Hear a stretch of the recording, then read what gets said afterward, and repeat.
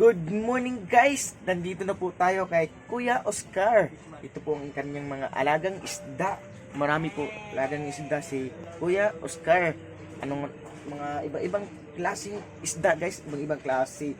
Hindi ko lang alam kung anong mga pangalan nito kasi ngayon lang ako nakakita ng mga ganitong isda. Oh, liliit, ang cute, katulad natin. Charot. Dito na kayo bibili kay Oscar Salgados. Huwag na kayo pumunta pa sa Calbayog. Tama yan. Yan. Pumunta kayo sa Calbayog. Masahe pa kayo. Mahal ang pamasahe.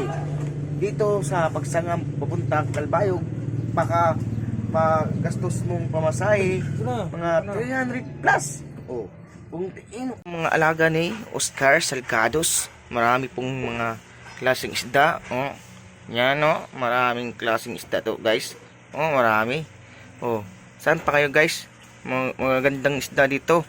Mga gandang isda. Wow, oh. You know? Oh, may oxygen pa para hindi sila malumos. Oh, yan. Wow, ang lalaki oh. Meron pa kung dito si vlog ni Waray. Wow ha. Follow nyo po si vlog ni Waray. Yan, gandang mga isda. Mga ganda. You know, malalaking isda, guys. Ito, mga laking isda, oh. Ang dami yung isda. Super dami, guys. Super dami. Yan, oh. Yan, oh. Lumalangoy sila. Yan, oh. Wow. Ang dami, guys, oh. Ang dami. Oscar Salgados, mga alaga dito.